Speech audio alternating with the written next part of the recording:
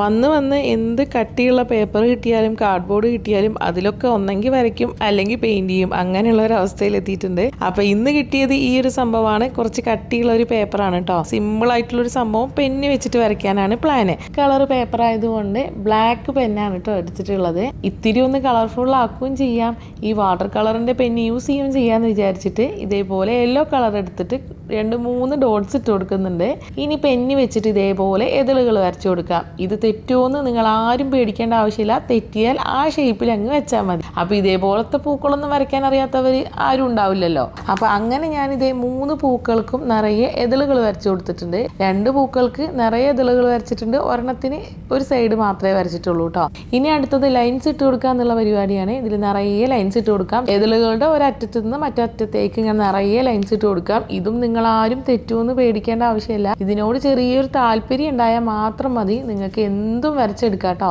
അപ്പോൾ എന്തും വരയ്ക്കാന്ന് പറഞ്ഞാൽ വലിയ വലിയ ആർട്ടിസ്റ്റുകൾ വരയ്ക്കുന്ന പോലെയല്ല, ഇതേപോലെയുള്ള കുഞ്ഞു കുഞ്ഞു കാര്യങ്ങളൊക്കെ എല്ലാവർക്കും ചെയ്യാൻ പറ്റും. ഈ ലൈൻസ് ഇട്ട് കൊടുത്തിട്ടുള്ള ഈ ഡ്രോയിങ് എന്ന് പറയുമ്പോൾ നല്ല രസമാണ്, പെട്ടെന്ന് തീരും ചെയ്യും, കാണാൻ നല്ല ഭംഗിയായിരിക്കും. അതുപോലെ വരച്ചു കഴിഞ്ഞാൽ നമുക്ക് നല്ലൊരു ഫീലും കിട്ടും കേട്ടോ. അപ്പോൾ ഇതേപോലെ നിറയെ ലൈൻസ് ഇട്ട് കൊടുത്തു, നമ്മുടെ പൂക്കൾ സെറ്റ് ആയിട്ടുണ്ട്. ഇനി ഇത് ഇത്തിരിയും കൂടി കളർഫുൾ ആക്കാന്ന് വിചാരിച്ചിട്ട് ഇതേപോലെ ലീവ്സ് വരച്ചു കൊടുക്കുകയാണ് കേട്ടോ. ഇതിന് ഞാൻ ഈ വാട്ടർ കളർ പെൻ തന്നെയാണ് യൂസ് ചെയ്യുന്നത്. സത്യം പറഞ്ഞാൽ ഈ വാട്ടർ കളർ പെന്ന് യൂസ് ചെയ്യാൻ വേണ്ടിയിട്ടാണ് ഇതിനെ കളർഫുൾ ആക്കുന്നത് എന്ന് വേണമെങ്കിൽ പറയാം. ഈ ലീവ്സിന്റെ ഷേപ്പ് ഒന്നും കണ്ട് നിങ്ങൾ പേടിക്കേണ്ട, അതൊന്നും നമുക്ക് പ്രശ്നമല്ല. അപ്പൊ ഞാൻ ഇതേപോലെ ഏകദേശം ഒരു ഷേപ്പ് വരച്ചിട്ട് ഇനി പെൻ വെച്ചിട്ട് ഇതിന്റെ പുറത്തുകൂടെ വരയ്ക്കാന്നാണ് വിചാരിച്ചത്. പക്ഷെ ഇത്രയും ചെയ്തു വന്നപ്പോൾ ചെറിയൊരു അബദ്ധം പറ്റിയെന്ന് വേണമെങ്കിൽ പറയാം.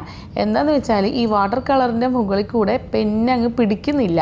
അപ്പൊ ഞാൻ ഒരുവിധം കഷ്ടപ്പെട്ട് ഇതിന്റെ സൈഡിൽ കൂടെയും സെന്ററിലും ഒരു ലൈൻ ഇട്ട് വെച്ചിട്ട് അങ്ങനെ നമ്മുടെ ഡ്രോയിങ് ഏകദേശം കംപ്ലീറ്റ് ആയിട്ടുണ്ട്. ഇനി ഒന്നും കൂടെ ഭംഗി കൂട്ടാൻ വേണ്ടിയിട്ട് ഈ പെറ്റൽസിന്റെ സൈഡൊക്കെ ഒന്നും കൂടി ഡാർക്ക് ആക്കിയിട്ട് വരയ്ക്കാം കേട്ടോ. അപ്പൊ ഞാൻ ഈ പെന്ന് വെച്ചിട്ട് തന്നെ ഡാർക്കർ ആക്കി കൊടുക്കുകയാണ്. സ്കെച്ച് പെന്ന് എടുത്തിട്ടുണ്ടെങ്കിൽ ഈ പെന്ന് വെച്ച് വരച്ച ഒരു എഫക്റ്റ് ആവില്ല, വേറൊരു രീതിയിലാട്ടോ കിട്ടുക. അപ്പൊ അങ്ങനെ ഞാൻ ഈ എല്ലാ പെറ്റൽസും നല്ല ഡാർക്ക് ആക്കി കൊടുക്കുന്നുണ്ട്. ഇപ്പൊ സംഭവം എങ്ങനെയുണ്ട്, അടിപൊളിയായിട്ടില്ലേ? അപ്പൊ നിങ്ങൾക്ക് ഇതുപോലെയൊക്കെ ചെയ്യാട്ടോ. നമ്മൾ ടെൻഷൻ അടിച്ചിട്ടോ അല്ലെങ്കിൽ നമ്മുടെ മനസ്സ് വിഷമിച്ചിട്ടോ ഒക്കെ ഇരിക്കുന്ന സമയത്ത് ഇതേപോലെ ഈ ലൈൻസ് ഉള്ള ഡ്രോയിങ്ങുകൾ വരച്ചു കഴിഞ്ഞാൽ നല്ലൊരു രസമാണ് കേട്ടോ.